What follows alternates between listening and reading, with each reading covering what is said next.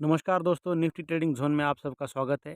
दोस्तों, professional trading के इस सीरीज़ में हम लोग एपिसोड 2 में जानेंगे 15 destructive trading psychological issues.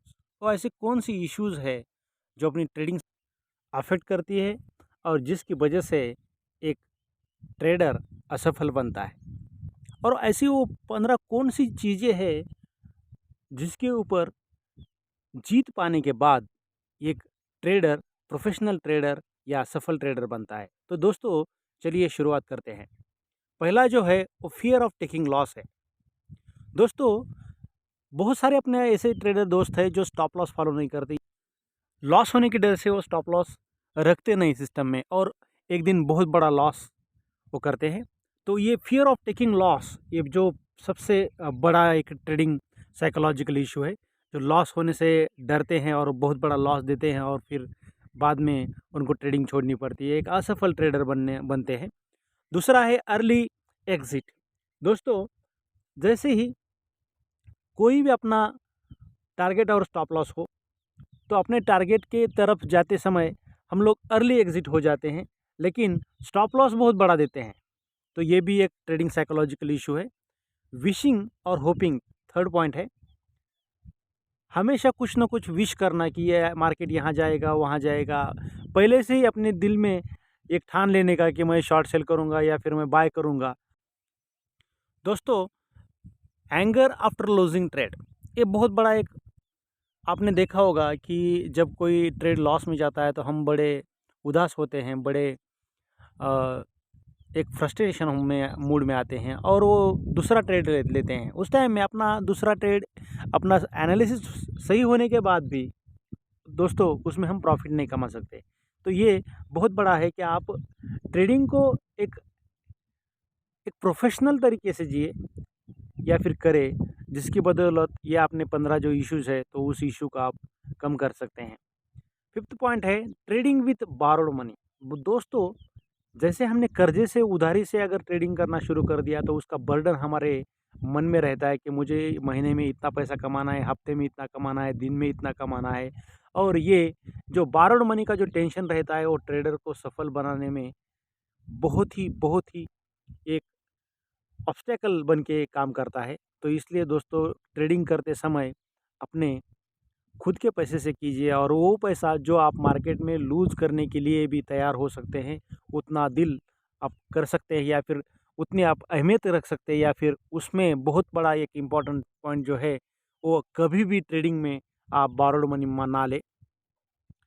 Averaging इन लूजिंग पोजीशन। दोस्तों, हम प्रॉफिट में होते हैं तब कभी एवरेज नहीं करते। बहुत सारे जो ट्रेडर्स होते हैं वो जब पोजीशन लॉस में होती है तो उस लॉस को कम करने के लिए या फिर यहाँ से मार्केट ऊपर जाएगा ये होपिंग में वो और ज़्यादा पोजीशन क्रिएट करते हैं, और वो लॉस में पोजीशन जो होती है वो और लॉस में जो जाने, यानी कि अगर 1000 रुपये का लॉस होता होगा उनको, तो वो 2000 रुपये को लॉस को और ये लॉस के पोजीशन में लॉस करने के बाद बहुत बड़ा लॉस करते हैं। दोस्तों, कभी भी एवरेजिंग वो नहीं करनी चाहिए लूजिंग पोजीशन में। तो ये बहुत बड़ा एक ट्रेडिंग साइकोलॉजिकल इशू है। Compulsive trading. दोस्तों, ट्रेडिंग का एक नशा लग जाता है उन लोगों को, एक लत लग जाती है जिसकी वजह से उन्होंने ट्रेड ना लिया तो उन्हें हड़बड़ा जाते हैं। तो दोस्तों, ये वो चीज़ें हैं, मतलब ट्रेड कहीं पे भी एंट्री लेना, कहीं पे भी एग्ज़िट करना, या फिर कहीं पे भी जो लेवल्स है मार्केट में उसका फॉलो नहीं करना, वो एक लत के स्वरूप में वो ट्रेडिंग करते हैं।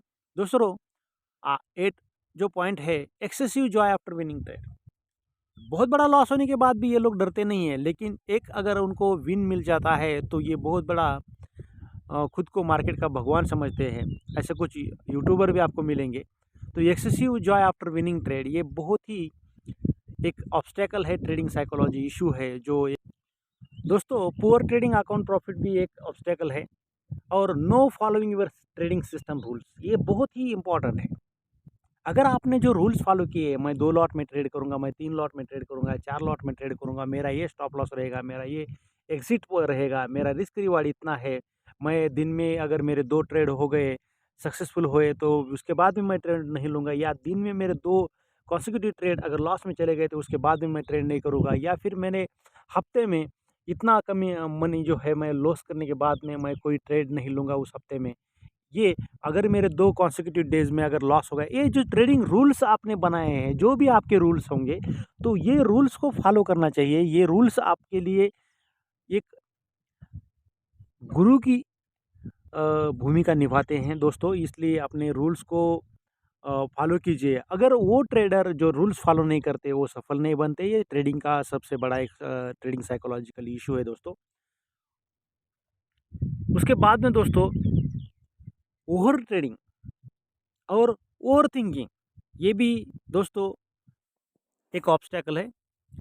और दोस्तों not correct trading size, trading size है वो बहुत अहमियत रखती है।